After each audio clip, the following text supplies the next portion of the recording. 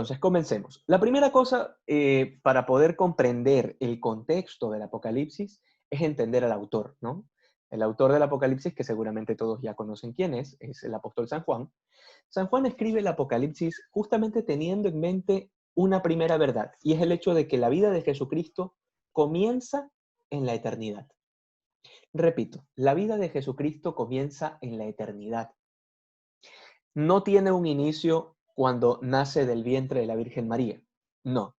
Jesucristo tiene un inicio en la eternidad. ¿Y por qué les digo esto? Porque cuando vamos al Evangelio de San Juan, en el capítulo 1, versículo 1, la primera cosa que te das cuenta es que Juan es el único apóstol que ubica a Jesucristo en la eternidad. De evangelistas, el resto de evangelistas, Mateo, Marcos y Lucas, cuando hablan de los inicios de su evangelio, pues toman la parte genealógica. Por ejemplo, Mateo, en el capítulo 1, nos lanza una hilera de nombres para hablar acerca de la genealogía de Jesús. Y en fin, o sea, cada uno toma ciertos aspectos, pero en el caso particular de Juan, él es el único que desde el inicio comienza a decirte que en el principio, utiliza las mismas palabras del Génesis, en el principio existía la palabra, y la palabra estaba junto a Dios, y la palabra era Dios. Entonces, el apóstol San Juan es el único que quiere darte a entender que Jesucristo tiene el inicio desde la eternidad. En otras palabras, antes de Cristo no existía nada. Él es el alfa y el omega, que es lo que más o menos profundiza el Apocalipsis, ¿no? Alfa y omega, ¿alguien aquí sabe qué cosa es? Esto es un poco participativo, así que alguien que hable por allí. Alfa y omega, ¿qué cosa es? ¿Por qué dicen que Jesús es el alfa y el omega? El principio y el También es la última letra. El principio y el fin. Sí, pero ¿por qué? Es el No. principio y el fin. No. Alguien iba a decir algo por allí y estaba casi en lo cierto, pero La primera y la última letra del alfabeto griego, creo que son. perfecto. Exacto, Víctor, sí. Tal cual. Es la primera y la última letra del alfabeto griego. Y que bueno, no sé si, de hecho, el término letra creo que no le calza al alfabeto griego, pero bueno, en tal caso sí. Por eso Jesucristo es el alfa y el omega, ¿no? Porque el Nuevo Testamento fue escrito en griego. Entonces, por eso dicen que Jesús es el alfa y el omega, haciendo referencia a que es el principio y el fin. ¿Ok? Entonces tiene su inicio Jesucristo en la eternidad. Y este libro, ¿qué finalidad tiene? ¿Hacia quiénes se dirige? Pues fácil, se dirige a una comunidad que está siendo perseguida. ¿Sí? Se dirige a una comunidad que está siendo perseguida. Y este libro se escribe desde la eternidad también. Ojo, este libro se escribe también desde la eternidad, fuera del tiempo. Y por eso es complicado entender el Apocalipsis. ¿Por qué? Porque en el Apocalipsis, primero que no hay un orden cronológico. Es decir, no es como los evangelios, no es como las cartas de San Pablo, que tú las lees y tú dices, ah, mira, esto pasó después de esto. En el Apocalipsis no sucede así. En el Apocalipsis no hay un orden cronológico, ¿sí? El pasado, el presente y el futuro están mezclados en el Apocalipsis, no solo eso. O sea, no sabes en qué momento comienza la profecía y en qué momento termina la historia. O sea, el Apocalipsis es una mezcla de tres tiempos distintos, en donde todo confluye. En otras palabras, Dark es una cosa de niños, es una cosa en pañales al lado del Apocalipsis. Literalmente. O sea, pasado, presente y futuro se fusionan de manera que se hablan de manera constante y contemporánea, como que si todas las cosas estuviesen sucediendo en el mismo momento, sin embargo seguimos hablando del pasado, del presente y del futuro. Ese es el Apocalipsis, ¿sí? Y por eso decimos que está escrito desde la eternidad. ¿Por qué? Porque lo escribe San Juan, y San Juan lo escribe cayendo en éxtasis, ya vamos a ir a eso. Escribe cayendo en éxtasis y lo escribe diciendo que aquel que le está revelando estas cosas es Cristo Jesús, que es el mismo que desde el libro de San Juan, desde el Evangelio, ha dicho que viene desde la eternidad. Entonces, por esa sencilla razón, nosotros vamos a ir comprendiendo que el Apocalipsis se escribe desde la eternidad, al igual que su autor, que existe desde la eternidad. ¿Ok? Como decía, está destinado a una comunidad perseguida. Y perseguida no solamente por Domiciano. Domiciano fue el emperador romano que era contemporáneo al tiempo de Juan. Cuando Juan estaba preso en Patmos, en la cárcel de Patmos, que es donde escribe el Apocalipsis, fue preso justamente porque estaba en una persecución bajo el emperador Domiciano. Pero el Apocalipsis no se escribe solamente para consolar a esa comunidad en ese tiempo bajo ese imperio. También se escribe para consolar a los cristianos perseguidos de la Revolución Francesa. También se escribe para consolar a los cristianos perseguidos del comunismo. Se escribe para consolar a los cristianos perseguidos por el Estado Islámico. En fin, el Apocalipsis se escribe para toda la comunidad cristiana sufriente, para toda la comunidad cristiana perseguida. Y a eso me refería cuando les decía desde el inicio que este libro en particular no tiene, digamos, una línea cronológica que se pueda respetar, sino que pasado, presente y futuro se fusionan en una sola línea contemporánea. ¿Ok? Entonces, a partir de eso, vamos ahora sí a profundizar un poquito el tema de el Apocalipsis. Les decía que era un libro de consolación, ¿sí? Es un libro de consolación. Dios lo escribe para consolar a su pueblo. Cuando digo Dios lo escribe, no me refiero literalmente, ¿no? O sea, me refiero a que Dios inspira en Juan esto para poder consolar a su pueblo perseguido. ¿Y cómo consuela a Dios? ¿Cuál es el consuelo de Dios aquí? Porque, ojo, la persecución no desapareció. O sea, no es que dejaron de sufrir. Entonces, ¿a qué nos referimos con la consolación de Dios? El consuelo de Dios, por si acaso, en el fondo, no es decirnos, mira, la prueba no es tan dura, ¿no? O no, las cosas no están tan mal. Es más o menos como cuando nosotros tratamos de consolar a alguien que está llorando a mares, así, que está llorando descontroladamente, y entonces no sabes qué decir, y te sale uno de esos clichés medios estúpidos porque no sabes qué decirle.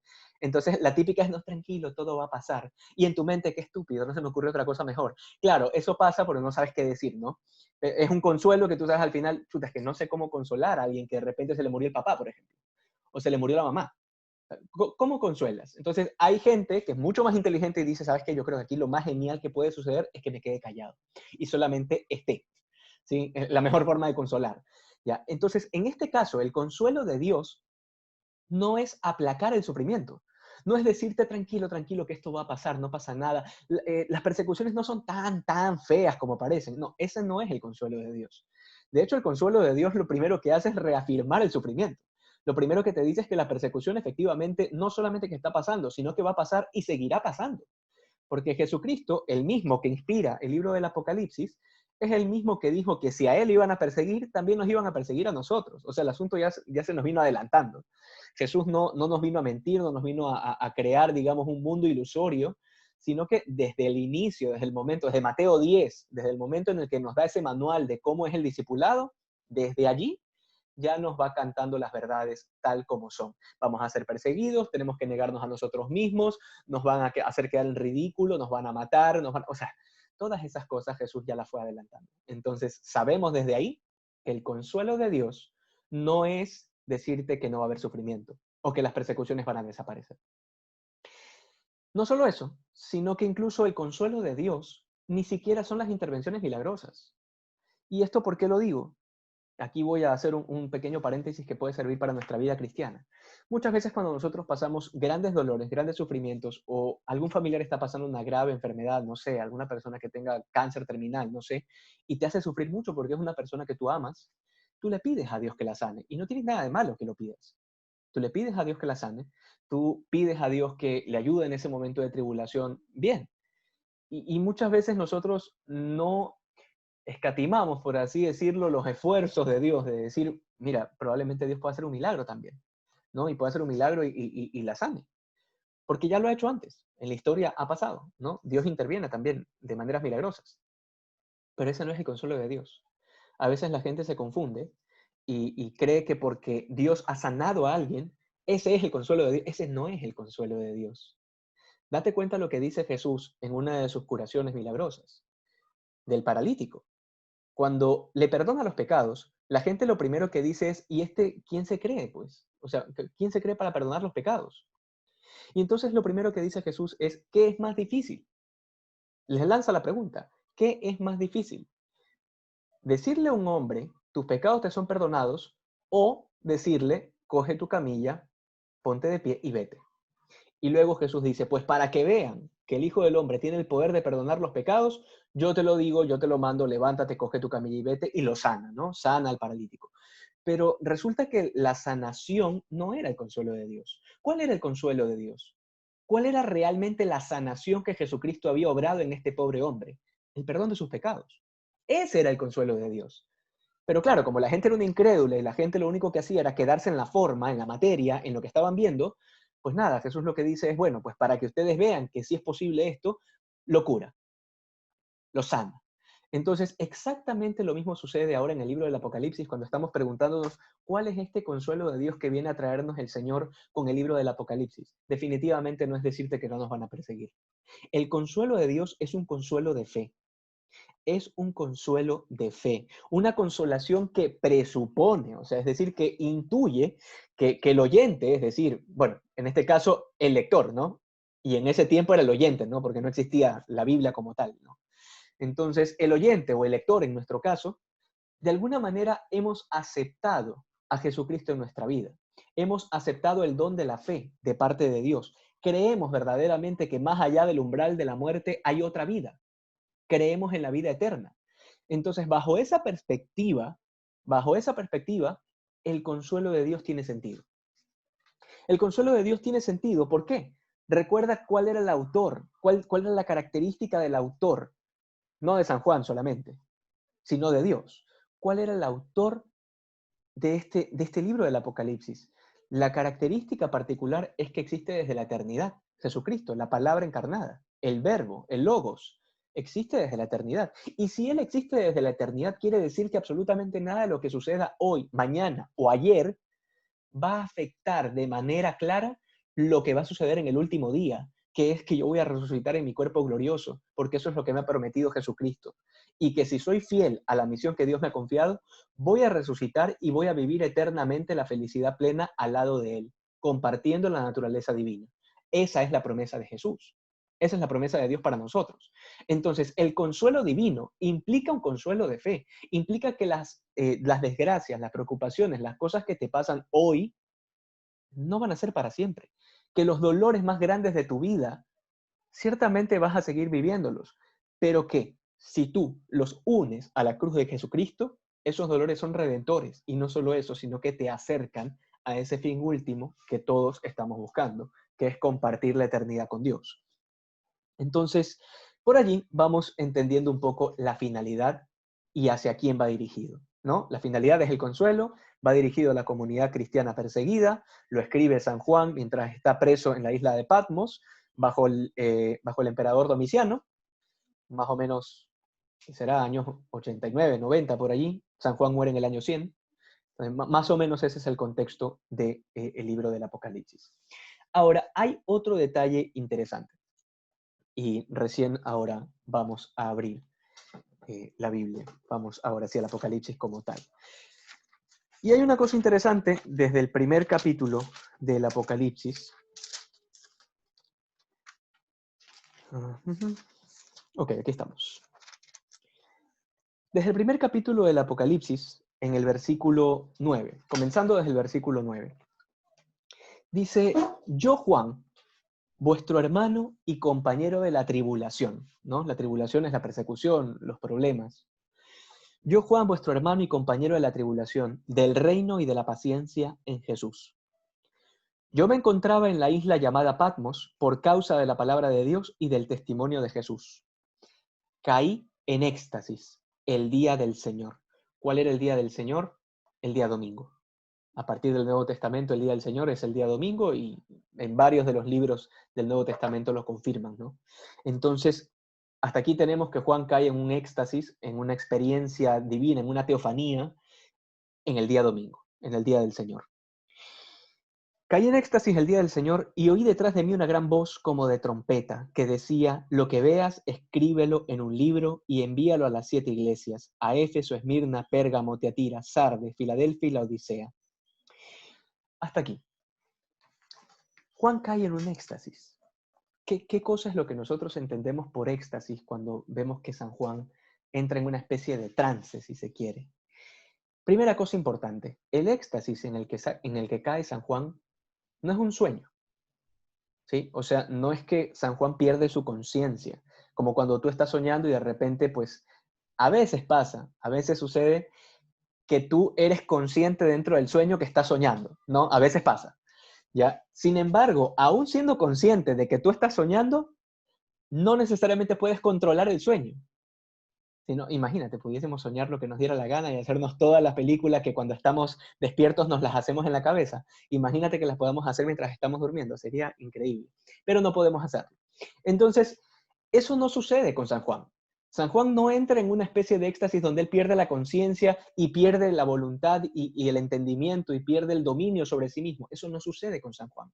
San Juan cae en un éxtasis sin perder la conciencia, sin dejar de ser él y automáticamente con todos sus 5 sentidos bastante alertas. Él podía ver, escuchar, sentir, oler. O sea, y tocar.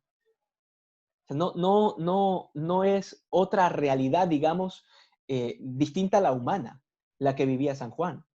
Pero San Juan fue transportado por el Espíritu. Fue transportado por el Espíritu Santo a una realidad superior, sin perder su condición natural de ser humano. ¿Sí? Ese es el éxtasis en el que cae San Juan. Y esto es lo que muchas veces muchos grupos carismáticos llaman el descanso en el Espíritu. ¿Sí? Obviamente no es, digamos, en el mismo grado y en el mismo contexto de lo que vivió San Juan, ¿no? No estoy diciendo que los que descansan en el Espíritu están experimentando lo que experimentó San Juan, no. Pero sí me refiero a que ese descanso en el Espíritu de los que muchos movimientos carismáticos hablan, se refiere a este tipo de descanso en el Espíritu, ¿sí? Se refieren al hecho de que hay una realidad que es muy superior, que trasciende de alguna forma el tiempo y el espacio y que nos permite experimentar una realidad divina. Y en el caso de San Juan no pierde sus condiciones de ser humano y no pierde sus sentidos. Todo lo que escribe San Juan lo escribe plenamente consciente, pero en un éxtasis. Ese es el contexto de San Juan. Luego, nosotros continuamos un poco en el Apocalipsis y perdonen que vamos a ir bastante saltados, nos vamos a ir de un capítulo a otro y luego volvemos y luego vamos, porque como les dije, no hay un orden cronológico en el Apocalipsis. Y entonces, luego, continuamos en el capítulo 1, pero nos adelantamos al versículo 17. San Juan ya ha caído en el éxtasis en el día domingo y entonces comienza a ver cosas que Dios le está mostrando a través del Espíritu. Y dice, cuando lo vi, caí a sus pies. ¿Sí? ¿Cuando vio a quién? Vio un hombre luminoso, un hijo del hombre, dice San Juan, un hijo del hombre, que no podía distinguir quién era, pero que cuando se voltea tiene una luz resplandeciente como el sol, y entonces allí es cuando dice, cuando lo vi, caí a sus pies como muerto. Él puso su mano derecha sobre mí diciendo, no temas, soy yo, el primero y el último, el que vive. Estuve muerto, pero ahora estoy vivo por los siglos de los siglos, y tengo las llaves de la muerte y del Hades. Escribe, pues, lo que has visto, lo que ya es y lo que va a suceder más tarde. La explicación del misterio de los 7 estrellas que has visto en mi mano derecha y de los 7 candelabros de oro es esta: las 7 estrellas de los ángeles de las 7 iglesias y los 7 candelabros con las 7 iglesias. Ahora sí nos estamos metiendo en la simbología del Apocalipsis, ¿no? Y seguramente ustedes están escuchando y están diciendo, no sé de qué estamos hablando y en qué momento llegamos a esto. Pues bien, imagínate, San Juan, el pobre hombre, recibe una visión de lo alto, cae en un éxtasis, no ha perdido sus sentidos, pero de repente está en una situación, en una escena que literalmente no entiende nada. San Juan no entiende nada. O sea, así como ustedes, por si acaso, también estaba San Juan, por si acaso. O sea, no se sientan diferentes a San Juan. San Juan, ustedes lo están escuchando, San Juan lo vivió. O sea, es más triste todavía, porque es que este pobre hombre experimenta esa experiencia mística, esa teofanía, sin poder entenderla. Sin poder entenderla. Y entonces, claro, aquí nosotros nos damos cuenta que habla de 7 iglesias, de 7 candelabros y de 7 ángeles, ¿no? Primera cosa importante, aquí nos damos cuenta que este espíritu que inspira a San Juan, le va a pedir que escriba 7 cartas a 7 iglesias, que es exactamente lo que continúa en el capítulo 2, ¿no? Porque aquí termina el capítulo 1, lo que acabamos de leer, y comienza el capítulo 2, y ustedes ven allí en los títulos en negrita de cada una de sus Biblias, que comienza a decir los nombres de las iglesias, ¿no? Éfeso, Esmirna, Pérgamo, Tiatira, Filadelfia, Sardes, en fin. Son 7 cartas que Dios envía a estas 7 iglesias. Y cuando el evangelista San Juan dice a los 7 ángeles, a los 7 ángeles, ¿a quién se refiere? ¿Cuáles son esos ángeles? Pues bueno, si tú lees en el capítulo 2, en el versículo 1, que es exactamente lo que sigue, al ángel de la iglesia de Éfeso escribe. O sea, este señor, que ya sabemos que es Jesucristo, le empieza a dictar a San Juan y le dice, al ángel de la iglesia de Éfeso escribe. Esto dice el que tiene las 7 estrellas. El ángel y cada uno de los ángeles de cada una de las 7 iglesias son los obispos. Esos son los ángeles. Esa es una primera cosa importante que tenemos que entender de estas 7 iglesias. Cada vez que San Juan escribe aquí, al ángel de la iglesia de Éfeso, se refiere al obispo de la iglesia de Éfeso, a la cabeza de esa comunidad. Date cuenta cómo San Juan utiliza la simbología para poder escribir el Apocalipsis. ¿Por qué? Por lo que acabamos de decir. ¿Cuál era la finalidad de este libro? Estaba destinado para una comunidad cristiana que estaba siendo perseguida. Por eso San Juan utiliza mucha simbología. Y el éxtasis que recibe, que por cierto, eso sí no es simbólico, el éxtasis fue real, ¿no? Todo esto es una experiencia mística de San Juan. Esos ángeles son los obispos. Y esto para el cristianismo de los primeros siglos y de los que vendrán y para el día de hoy, es una cosa muy fuerte.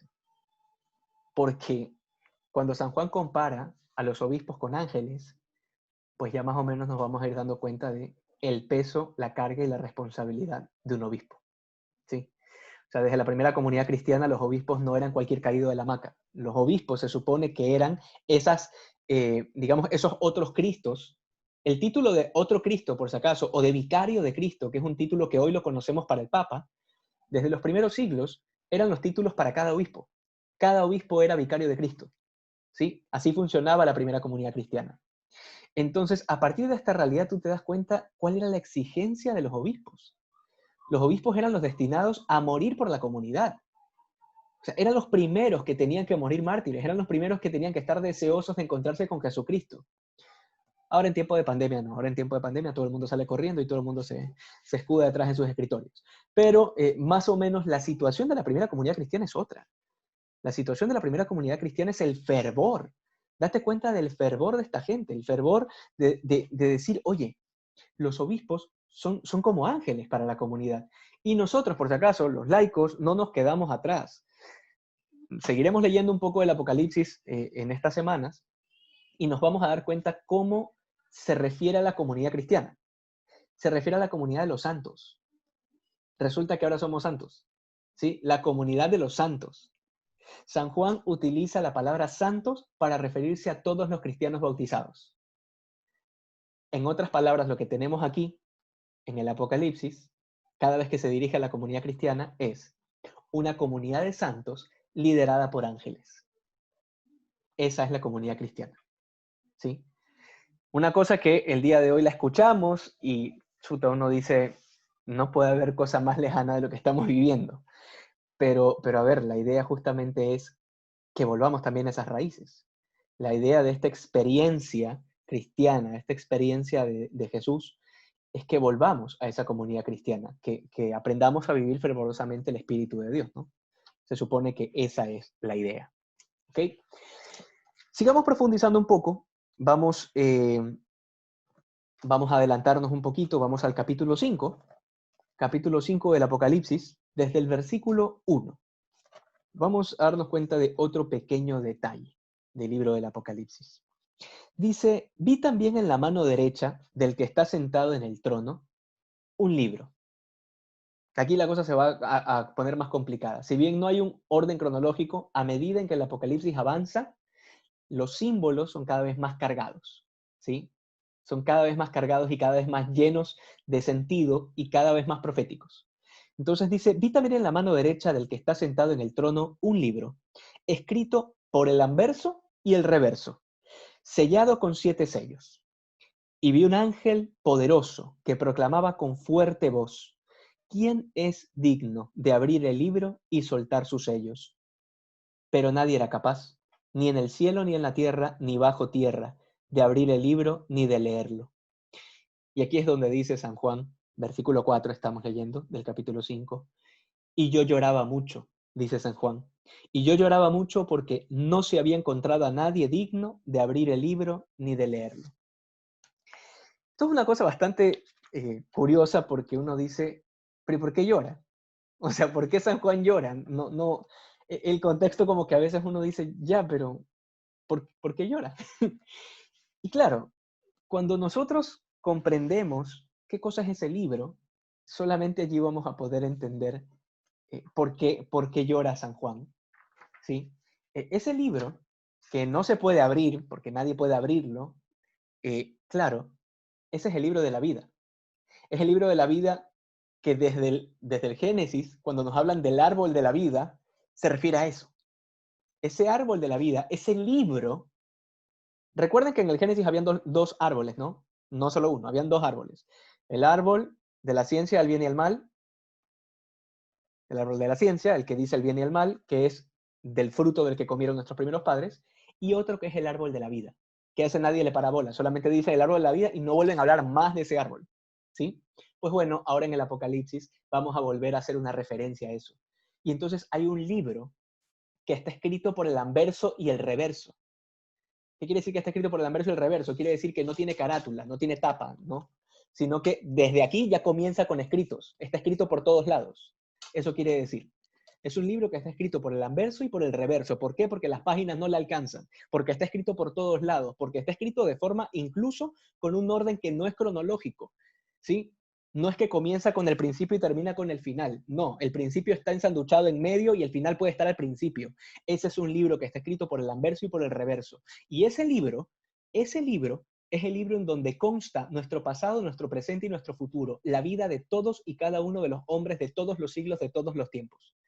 Todo, absolutamente todo, lo más misterioso, lo más escondido, lo que nadie en la vida se haya imaginado, todo está escrito en ese libro, hasta el último día del último hombre de esta tierra. Todo eso está en ese libro. Y ese libro está sellado por 7 sellos. Cuando San Juan se topa con toda esta realidad y se topa con ese libro majestuoso que está custodiado por 7 candelabros, entonces San Juan evidentemente quiere leer el libro, ¿sí? Quiere leer el libro, quiere saber qué contiene ese libro. Sin embargo, hay una voz del ángel que dice que no hay nadie digno de abrirlo. Entonces, la experiencia de San Juan es la experiencia de alguien que le están revelando cosas, alguien que le están revelando lo que va a suceder. Sin embargo, date cuenta que en ese momento la experiencia de San Juan es que toda la revelación se paralizó, todo se truncó. Ya, hasta aquí llegó la revelación, muchas gracias porque nadie puede abrir el libro. ¿Sí? Hasta aquí llegó.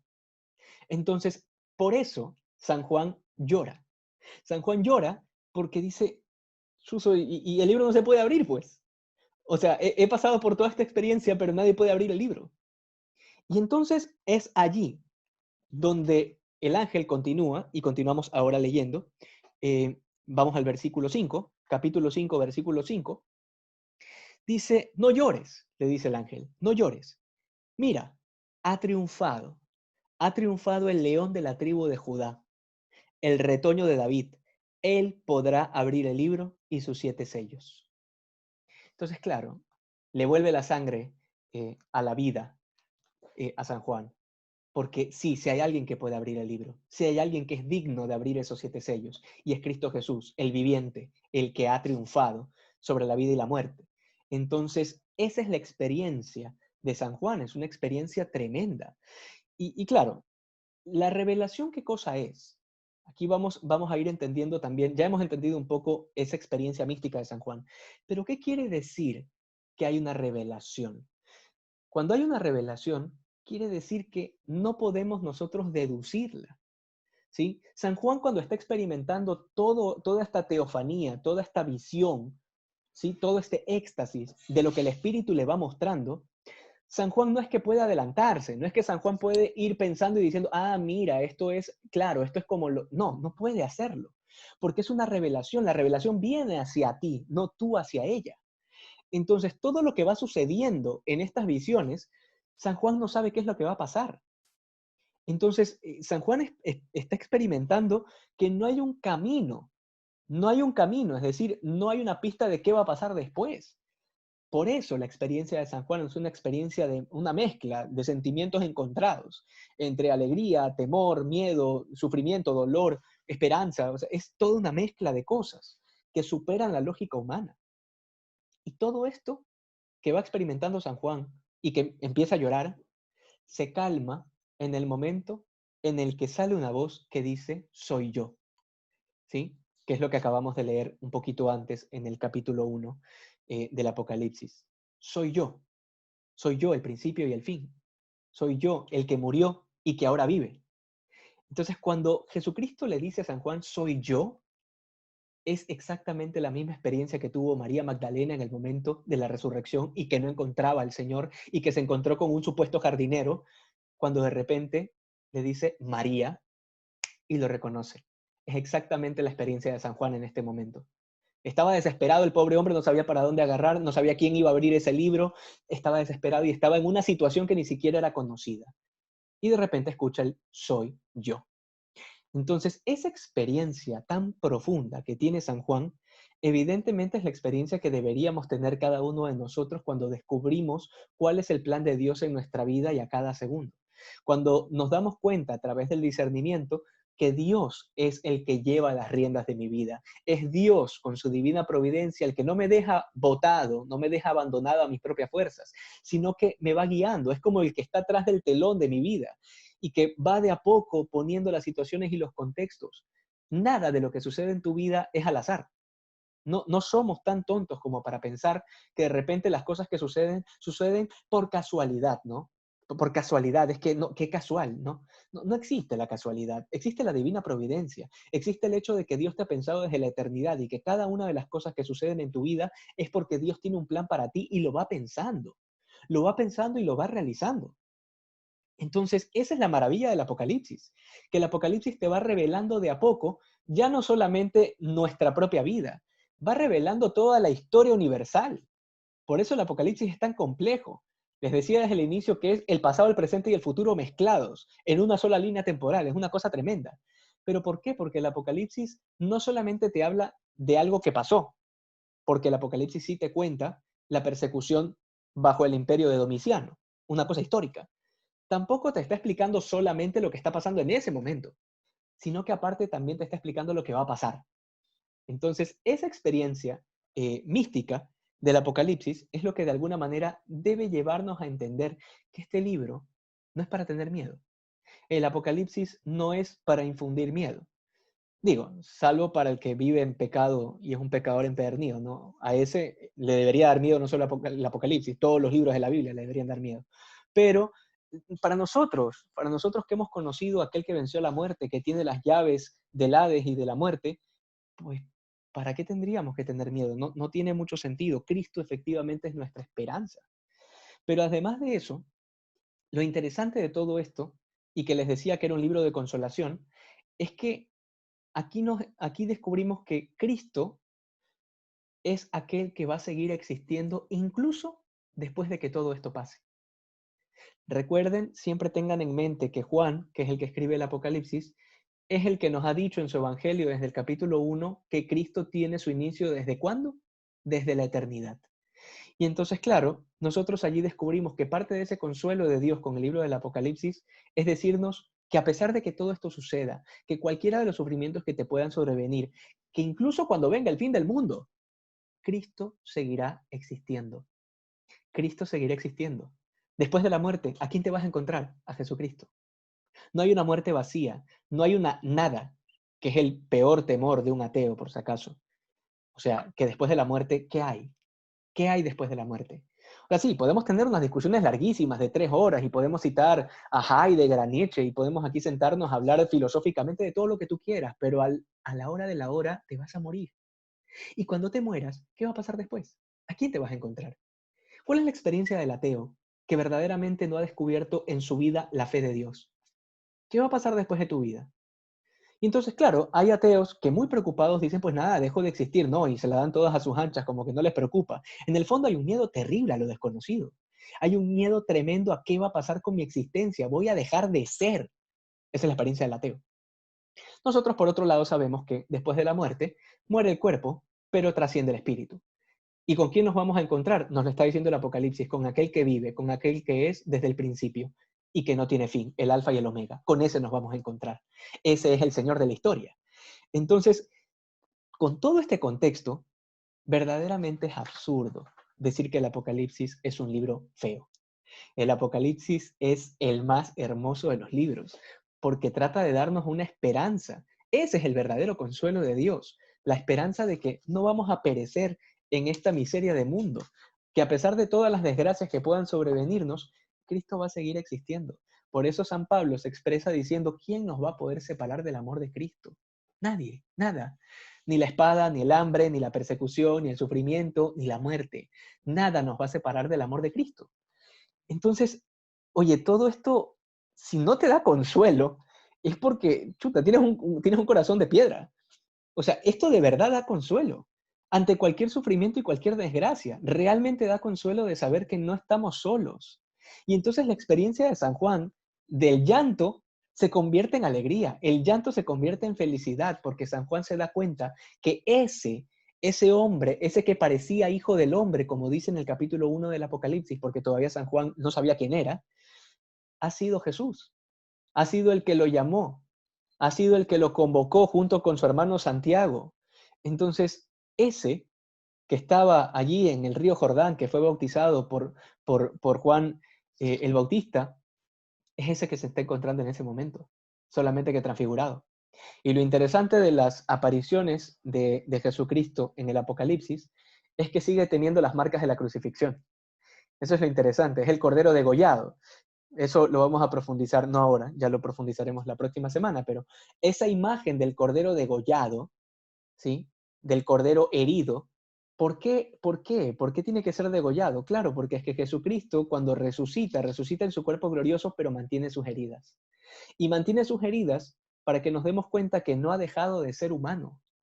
Jesucristo en la eternidad, sentado a la derecha del Padre, sigue siendo hombre, por si acaso. Eso es parte de la doctrina cristiana. Jesucristo es Dios y hombre verdadero para siempre, para toda la eternidad.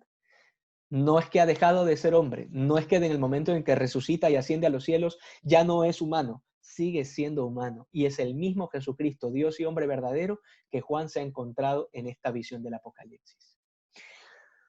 Ok, creo que les he lanzado ahorita un poco de simbologías y cuestiones teológicas, pero mezcladas con Dark y cosas, pero a ver, quiero escucharles un poco. Hasta ahora lo que hemos profundizado del Apocalipsis, pues cuáles han sido sus dudas, cuál ha sido su experiencia con el libro del Apocalipsis, qué cosas de repente de lo que hemos profundizado hoy creen que puede sacarle cosas prácticas a su vida cristiana. Pues nada, adelante, los escucho.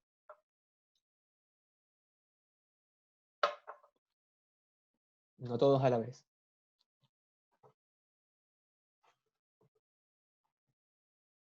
Aló. Víctor, adelante. Solo un dato nomás, algo que me quedó boteando al inicio, cuando iniciaste la lectura bíblica. No sé, se me ocurrió como un detalle así externo. ¿San Juan lo escribe durante el éxtasis o después? Porque, no sé, me lo imaginé así como que en estado de éxtasis, como tú lo describías, pero con la mano moviéndose y escribiendo, o si no, que en su mente quedara grabada toda la revelación textualmente y después tuviera tiempo de escribir los 21 capítulos que están ahí, madre mía, o sea. Excelente pregunta, Víctor. Y no, San Juan escribe luego de la experiencia mística, ¿no? Evidentemente. El hecho de que San Juan es transportado a otra realidad, por obvias razones le impediría escribir porque está haciendo uso de sus 5 sentidos en esa experiencia, ¿no? Que era lo que habíamos dicho desde el inicio. San Juan no cae en trance necesariamente porque no pierde sus 5 sentidos, no pierde la conciencia, pero está utilizando sus 5 sentidos, pues. Entonces no puede escribir mientras está experimentando esto. Y otra de las cosas que sabemos es que no fue una sola visión. Es decir, los 21 capítulos que están en el Apocalipsis no fueron de golpe revelados. San Juan tiene varias experiencias de éxtasis en varios momentos distintos. Y eso es lo que empieza a escribir.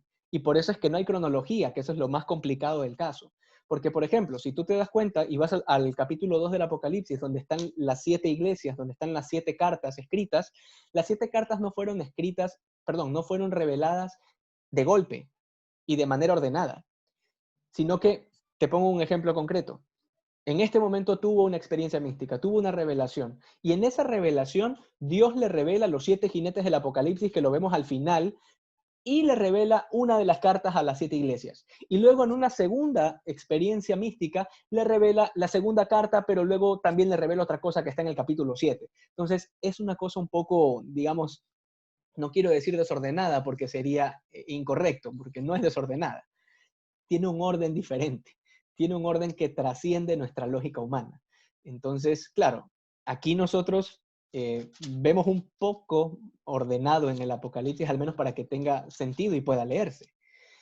Pero de lo que sabemos, sobre todo por San Jerónimo, que fue el que tradujo las escrituras del griego al latín, sabemos por San Jerónimo que el Apocalipsis no tenía el orden que tiene ahorita, ¿sí? Así en nuestras Biblias. El Apocalipsis estaba ordenado de otra forma.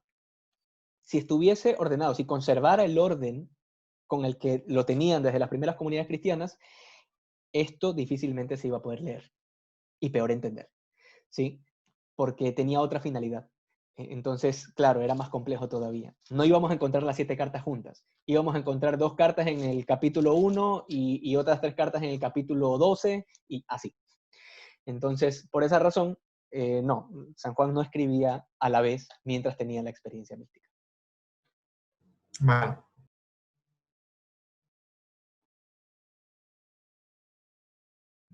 Y entonces, ¿cómo entendían ellos en ese tiempo? Definitivamente tuvo que haber sido por obra y gracia del Espíritu Santo. Aparte de obra y gracia del Espíritu Santo, recuerda que el Apocalipsis era escrito también para esa comunidad en persecución. O sea, lo que para nosotros hoy tiene un sentido distinto, para ellos en ese momento tenía un sentido fáctico muy lógico. O sea, leían y decían, ah, claro, sí, esto, por ejemplo, el tema de los ángeles, ¿no?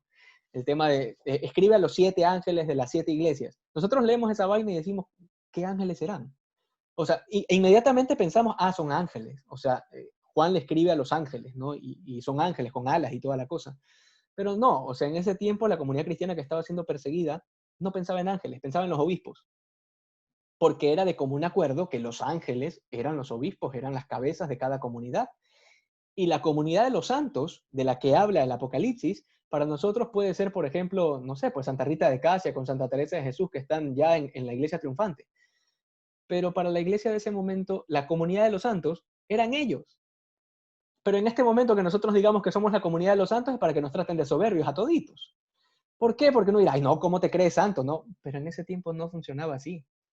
En ese tiempo era de lo más natural del mundo que todo el mundo entienda que todos somos santos porque somos la casta sacerdotal por la cual Jesucristo ha derramado su sangre. Entonces, pues todos somos santos. Claro que sí, todos somos santos. Y hay una serie de controversias e inconvenientes que vendrán y por esa razón ya no nos seguimos llamando comunidad de santos.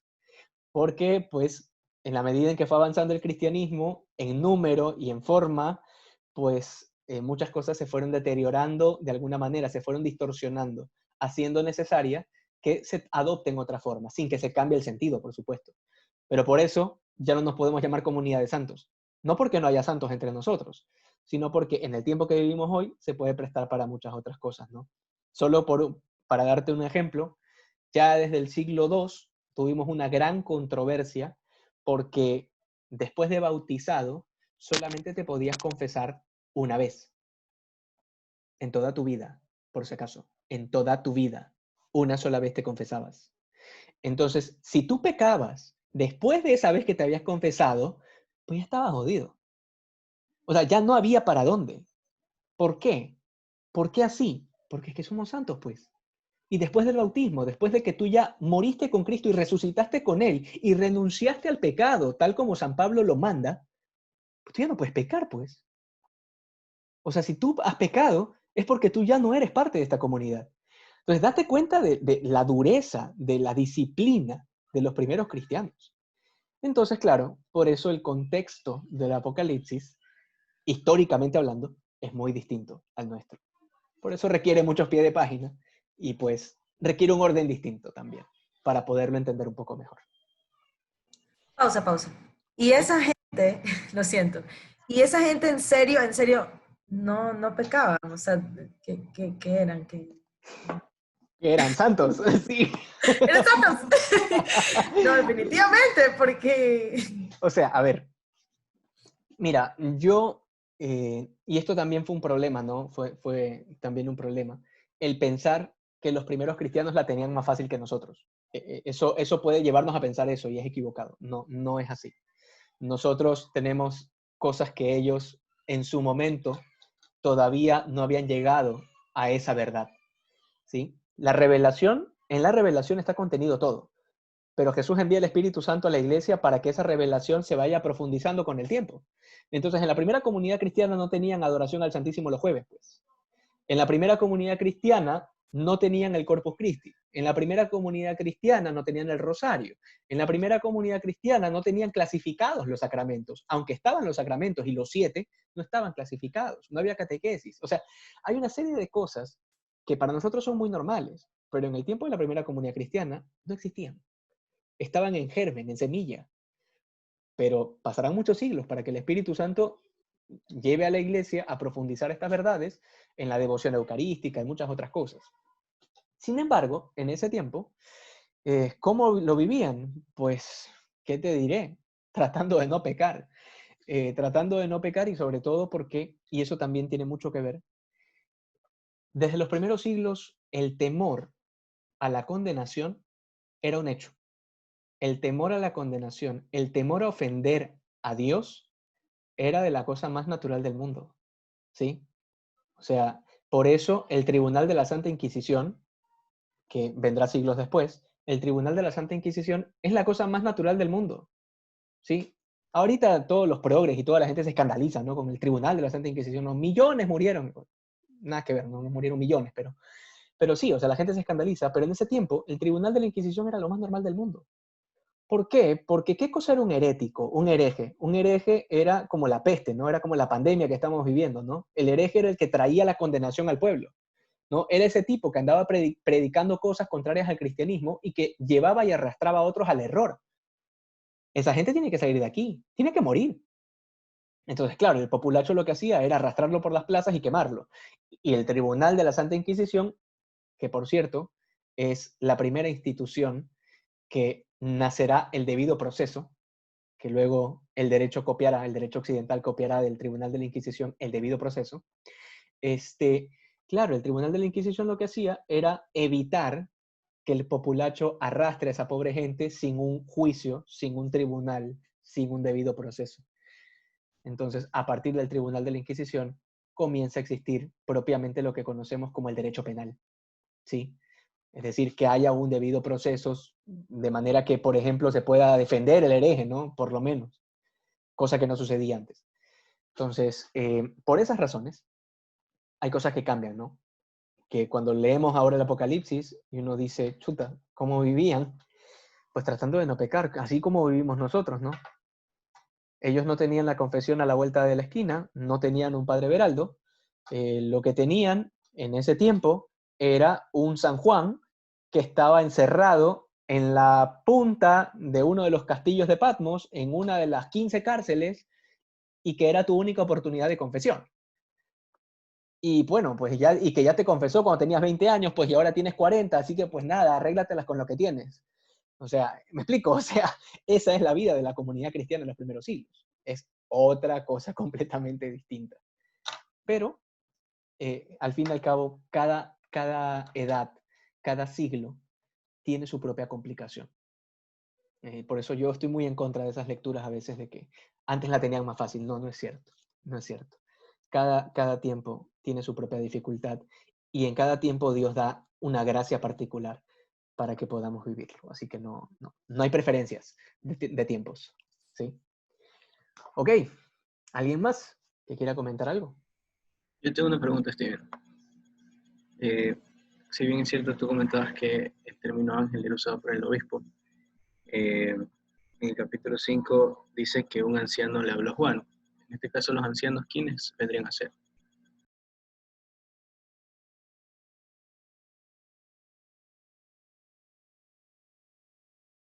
Está silenciado, Steven. Ok, Estás en ahí, mute. ya, lo siento. Dos. Fallas técnicas.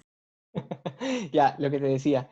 Sí, déjame revisar porque no te puedo dar ahorita la respuesta al aire porque es que los ángeles en cada capítulo y en cada versículo pueden referirse a 1000 cosas. Y en este caso el anciano pueden ser los mismos apóstoles, como puede ser alguno de los ángeles de Dios, o puede ser algún gobernador de un futuro. Entonces, ¿me puedes ayudar con el versículo del capítulo 5 en el que está hablando del anciano? Porfa. En el versículo 5 dice, entonces 5:5, uno de los ok. ancianos me dijo, no llores más, mira, ha vencido el león de la tribu de Judá, Ah, ok. el brote de David, etc. Ajá. Ok, ya. Ok, en ese contexto, los ancianos, y date cuenta que está escrito en mayúscula, está escrito en mayúscula, cuando la Biblia escribe en mayúscula es o porque se refiere a la divinidad o porque está hablando en plural, ¿no?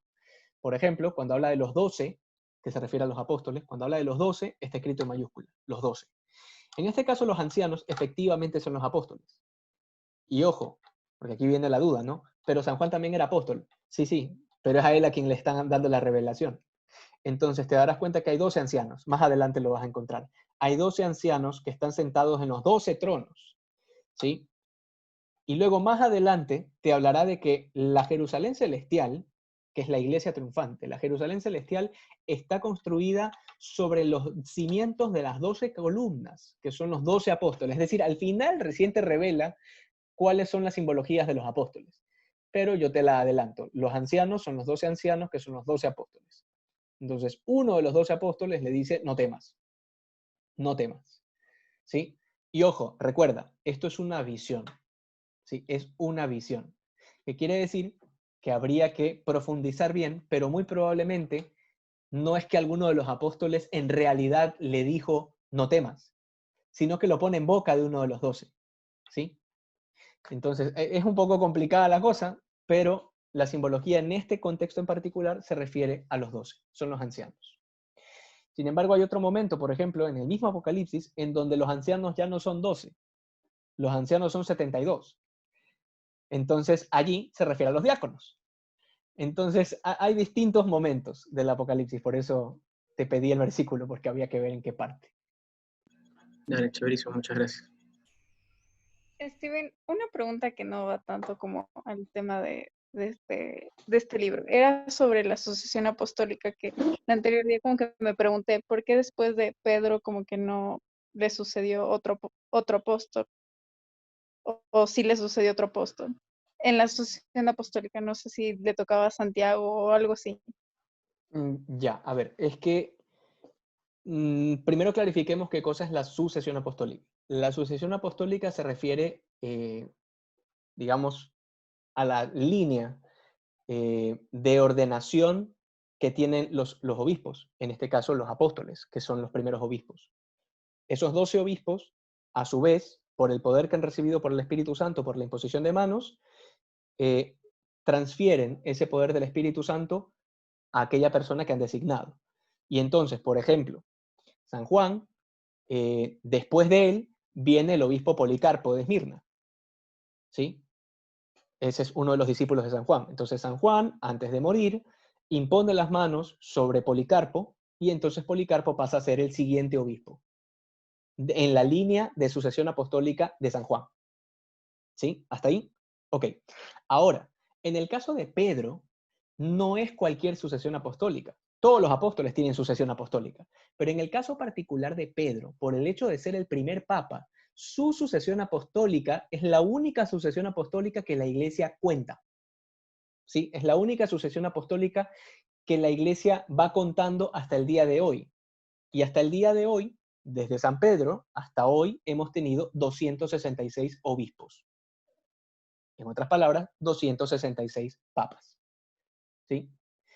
No quiere decir que la sucesión de los otros apóstoles no importe, pero evidentemente Pedro tiene una primacía por ser el papa.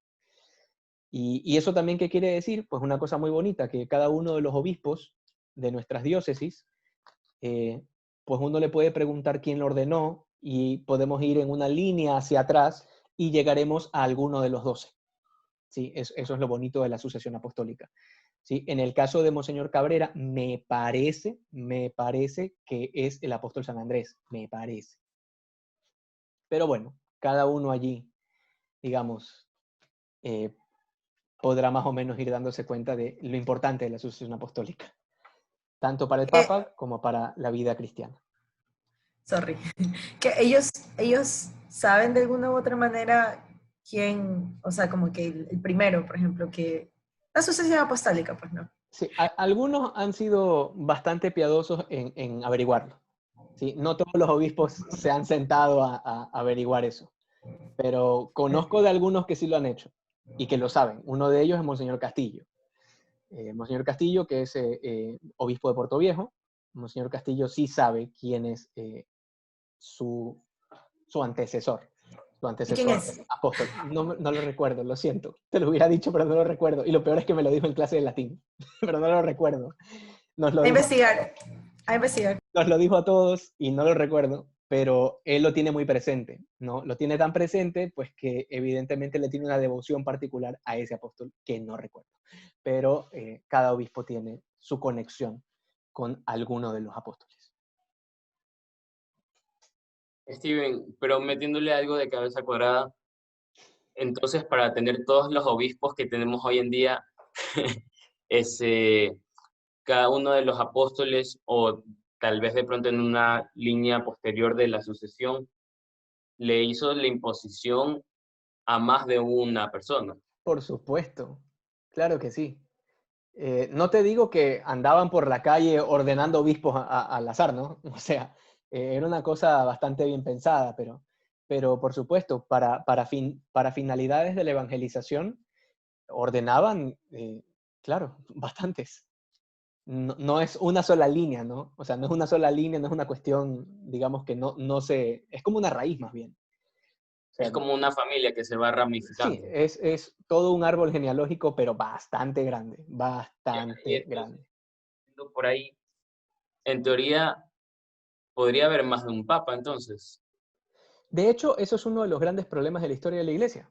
Porque, por ejemplo, los católicos ortodoxos, que por cierto, entre otras cosas, lo que nos separa de ellos es que ellos no aceptan la autoridad de Roma, no aceptan la autoridad del Papa de Roma, ellos tienen su propio patriarca, que es el patriarca de Constantinopla. Y ese patriarca viene de la sucesión de San Andrés.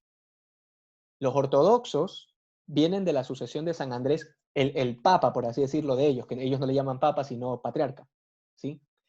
Entonces, a tu pregunta, sí. No es que hay varios papas. La doctrina cristiana nos enseña que hay un solo papa y es el sucesor de Pedro. Pero evidentemente los ortodoxos, que son cismáticos, es decir, que se separaron de la Iglesia Católica en el año 1022 por el gran cisma de Oriente y Occidente, pues ellos siguen la línea sucesoria de San Andrés y le llaman patriarca. ¿Qué vendría a ser el papa para ellos? ¿Sí? Y claro, por esa razón no están en plena comunión con la Iglesia Católica desde el año 1022. Ok, ¿qué más? Déjenme encender la luz hasta eso. Perdóname, Denise, algo creo que vas a decir. Solamente déjame encender la luz que ya estoy aquí en penumbras. Espérame.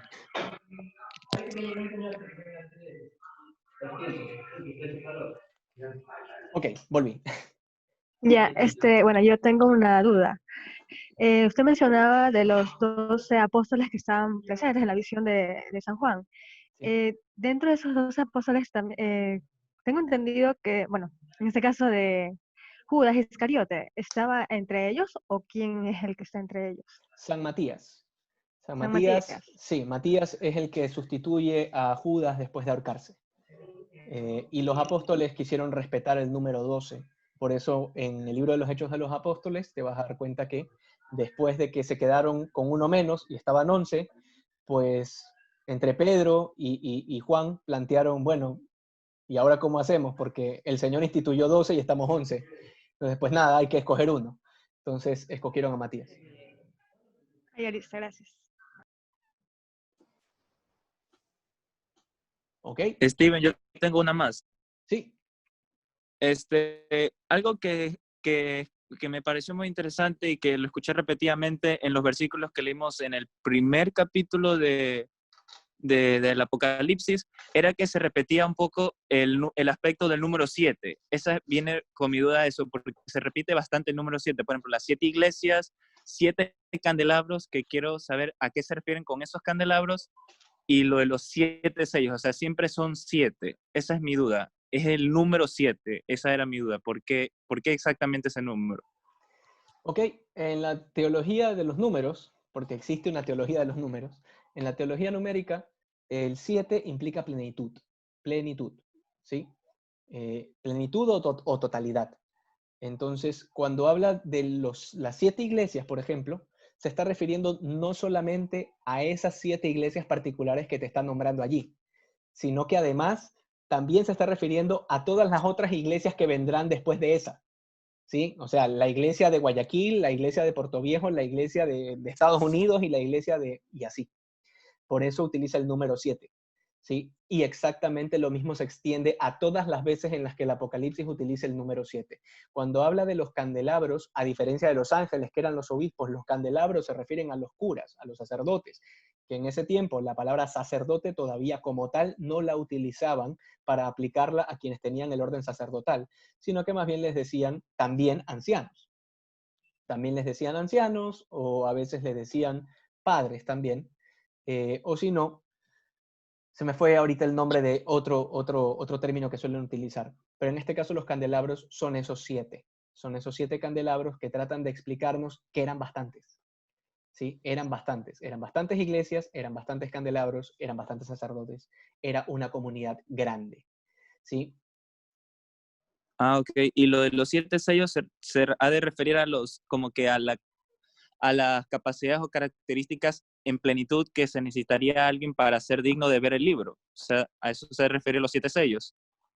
No, los 7 sellos, y eso te lo va a explicar el Apocalipsis más adelante, los 7 sellos son esos 7 momentos en la historia universal en donde irán sobreviniendo desgracias.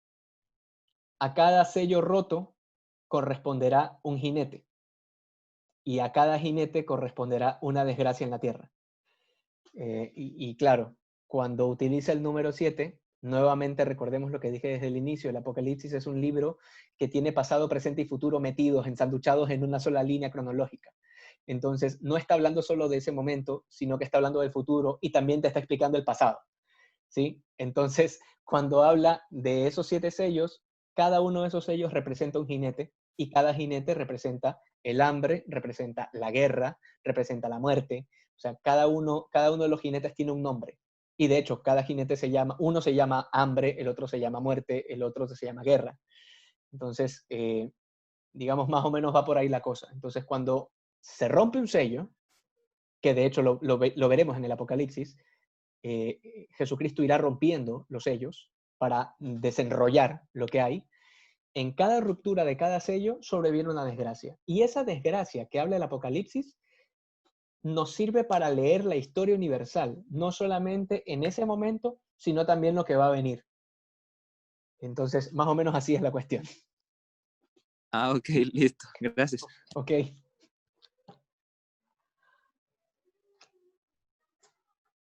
¿Qué más? ¿Qué más? ¿Algún Steven, otro detalle? Steven, Sí. siguiendo con mis números, no me quedó claro pero en la línea de San Pedro se han encargado de que sea una línea recta, es decir, de que no se ramifique, o si ha habido alguna ramificación. No existe una ramificación en San Pedro. San Pedro, pues todos los sucesores están en una lista, ¿no? O sea, no hay forma. Ahora, ya que has tocado el tema, lo explico. Lo que sí han existido en la historia son antipapas, ¿sí? Tienen ese nombre medio raro, antipapas. Es decir, personas que se han autoproclamado papas, ¿sí? Obispos que se han autoproclamado papas, que no han sido escogidos de la manera ordinaria y que la historia luego los ha juzgado y luego pues sencillamente lo han declarado como antipapa. Y por eso no constan dentro de los números. No constan dentro de esos 266 papas que cuenta la Iglesia Católica desde Pedro hasta Francisco. Ellos están marginados, en otro lado. Están dentro del universo antipapas. Pero fuera de eso, la sucesión apostólica de Pedro no obedece a otra línea, a diferencia de los otros apóstoles. Como te decía, San Juan pudo haber ordenado un montón de obispos, pero San Pedro en particular, al ordenar a su sucesor, que en este caso fue Lino, Lino es el segundo papa, y de hecho podemos encontrar su nombre también en los Hechos de los Apóstoles. Lino va a visitar a Pedro en la cárcel. Lino es el segundo papa, y Pedro le impone las manos a Lino. Esa sucesión, y que luego cuando Lino le toque también imponer sus manos a otro, esa sucesión se va respetando. Y luego llegará un momento en el que ya no será por imposición de manos. ¿Por qué? Porque los papas empiezan a morir antes de poder dejar un sucesor, ¿sí? Y que ya eso se volverá bastante común, ¿sí? Entonces ya lo que hablamos ahí ya es de sucesión apostólica como una línea, sin necesidad de la imposición de manos del antecesor, porque no se puede, pues no. O sea, por ejemplo, de Juan Pablo II nos vino Benedicto XVI, pero Juan Pablo II no le podía imponer las manos, pues porque ya estaba muerto. Y tampoco íbamos a saber quién era el siguiente papa. Entonces ya comienza a manejarse una sucesión apostólica respetando la línea, ¿sí? Pero ya no por imposición de manos. Steven, ¿Sí? yo tengo una pregunta, o sea, no sé si es verdad o no, pero de verdad que yo en algún lugar la leí. Es justo lo que tiene que ver con los papas. Incluso una vez lo escuché y no sé si sea fake o algo así. Pero yo había escuchado que dentro de la sucesión de todo lo que tiene que ver con la historia de los papas, hubo un papa que fue mujer, pero que realmente engañó. Entonces yo por eso te estoy preguntando a ti, porque fueron... La papisa Juana se llama. Sí, ajá. O me estás mintiendo. O sea, te estás burlando. No me estoy burlando. No, sí, una vez nos explicó sobre eso. No, es que Pero yo escuché sí. que en cambio ella mintió, o sea, como que se hizo pasar por hombre y obviamente que todo el mundo le creyó porque en serio lo actuaba muy bien. Ya, a ver, lo de la papisa Juana Está vengándose. es un invento, ¿sí? O sea, no existió la papisa Juana. Pero la historia, digamos, el mito, la fábula, lo que cuenta es que era una mujer que tenía rasgos masculinos y que se metió al seminario y que durante todo ese tiempo nadie la descubrió y que resulta pues que de paso estaba embarazada. Y entonces pues en plena procesión, imagínate, ¿no? En plena procesión después de haber sido escogido papisa, después de haber sido escogido papisa, pues da a luz en la procesión, imagínate. Obvio que es mentira, pues. Obviamente es mentira, pero esa es la famosa papisa Juana, ¿no? Entonces cada vez que escuches de la papisa Juana, pues tú ya sabes que es una... Me tengo que reír. Sí, tienes que reírte. Ya. Sí, tienes que reír. Y fuerte. Tienes que reírte. Como yo me río, ok, está Ya, bien. sí, tal cual. En mayúscula, por favor. Ok, ¿qué más? Sí. En cuanto a los versículos que leíste hoy, habla del anciano, bueno, en este caso Jesús, que tiene la llave tanto del Hades como de la muerte. La muerte se refiere al cielo, o sea, al reino de los cielos, porque Hades es el infierno. Entonces, sí, ¿no? La muerte se refiere a la muerte, o sea que Dios tiene la última palabra sobre la muerte. Es Dios el que decide, el que estipula ese momento de la muerte. Es el que tiene, por eso, las llaves del Hades y de la muerte. Y del infierno, por supuesto, el Hades sí es el infierno. Pero cuando se refiere a muerte, es literal. O sea, se refiere a que la muerte no pudo con él, pues. Recuerda que Jesucristo, la forma de redimirnos es a partir y a raíz de su muerte. Cristo con su muerte le dio muerte a nuestra muerte, ¿no? Esa es básicamente la lógica de la redención. Por eso Él tiene las llaves de la muerte, porque la muerte no pudo con Él. Él la venció, muriendo. Ya. Ya. No, sino que pensábamos bien que hacía como una especie, no analogía, sino más bien como que tiene la llave de lo de abajo y la llave de lo de arriba. De lo de arriba también, sí, exacto, pero no, aquí se refiere a la muerte como tal. Ah, vale, listo. Ok. No, Steven, Adelante. Ya. La pregunta era si lo de la votación para el nuevo papa se hizo porque fallecían los papas antes de poder hacer la imposición de manos. ¿Por qué entonces Benedicto XVI no hizo la imposición de manos? Porque ya hay una liturgia establecida, pues. O sea, ya hay un protocolo establecido que es el cónclave. O sea, no corresponde. La elección del Papa siempre ha sido hecha junto con el colegio apostólico. O sea, cuando te digo que Pedro le imponía las manos a su sucesor, no era una cosa unilateral, o sea, no era una cosa que solo Pedro escogía. Date cuenta lo que sucede cuando escogen a Matías, no como papa, pero sí como aquel que iba a sustituir a Judas. Lo escogen todos juntos, ¿sí? El colegio apostólico. Eso es lo que se llama el colegio apostólico. Entonces, a partir de entonces se entendió en el cristianismo que para escoger al papa, ciertamente tiene que haber una comunión de todo el colegio apostólico. Por eso se va tomando forma la estructura de lo que hoy entendemos como el cónclave, que es la elección del papa, pero en comunión con todos los obispos de la Iglesia Católica y entonces con los cardenales, ¿no? Que son los representantes, por así decirlo, de sus obispos. Pero no es que lo escoge unilateralmente, ¿no? No es que Benedicto podía decir, bueno, yo quiero que mi sucesor sea este. No, así no funciona. Hay un cónclave. Y una última cosa respecto al mismo tema. Está claro que la sucesión solo se puede dar de obispo a obispo, solo pueden dar esa gracia por la imposición de las manos, ¿verdad?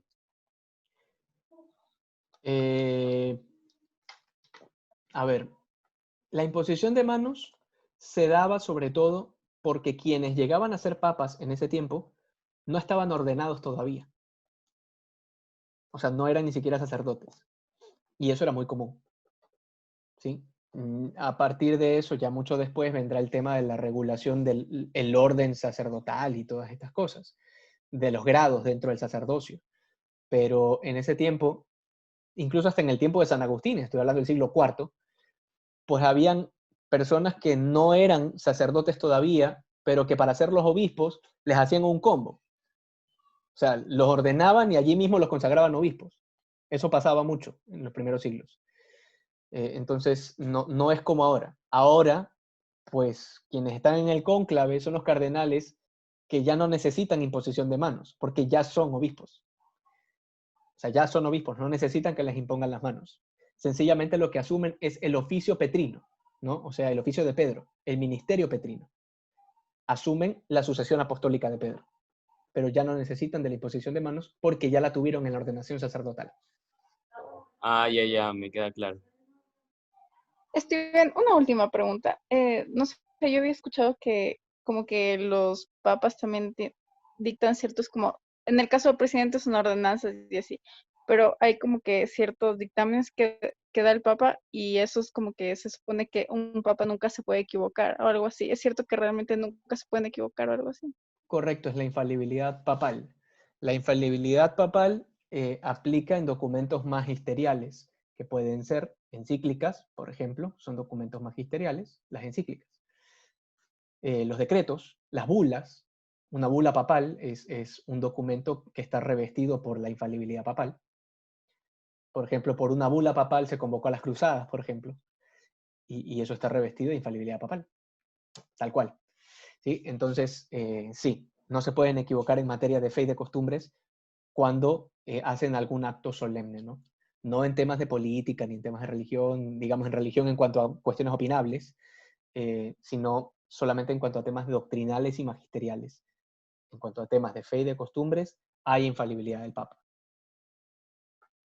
¿Y realmente nunca se equivocan, no? ¿O Bueno, simplemente se debe respetar o algo así? bueno, hemos tenido 2020 años y la doctrina no ha cambiado. Y hemos tenido papas de lo peor, de lo peor. O sea, hemos tenido, digo, la gente, la típica, ¿no? Se les viene a la mente los Borgia. Pero no hemos tenido solo los Borgia. O sea, hemos tenido papas que los Borgia les queda pero cortito. O sea, hemos tenido papas de verdad de lo peor, promiscuos, hemos tenido papas mujeriegos, hemos tenido papas de todo. También hemos tenido papas santos, ¿no? Pero también hemos tenido de todo. Hemos tenido un papa que tenía 12 años. O sea, a ver, la historia de la iglesia es bastante compleja, llena de luces y sombras. Entonces, en todo esto, en toda esta mezcla de pecado y de gracia, de luces y de sombras, el hecho de que la doctrina siga incólume y que ni siquiera estas miserias humanas que han llegado a ser papas no han cambiado la doctrina, es decir, tuvieron una vida de lo peor, pero doctrinalmente nunca se equivocaron, pues sí que requiere una gracia divina. O sea, nos habla de que aquí hay una asistencia del Espíritu Santo, porque es que si fuera solo por nosotros, de la iglesia no queda ni la puerta. Entonces, claro, el Espíritu Santo guía a la iglesia, esa es la promesa de Jesús. Así que no es solamente que lo respetamos, es un dogma de fe. Y lo certificamos cada vez que la iglesia sigue en pie y sigue infalible en su doctrina. Entonces, eso nos lo confirma. O sea, no es que solo lo creemos como que esperando que no pase, sino que tenemos la certeza de que han pasado 2020 años y seguimos exactamente con la misma doctrina. O sea, los actos homosexuales siguen siendo pecado, el adulterio sigue siendo pecado, no existe el divorcio en la iglesia, Jesucristo sigue siendo Dios, Jesucristo sigue resucitando y seguimos teniendo 7 sacramentos. O sea, no, nada ha cambiado. Ok, entiendo, gracias.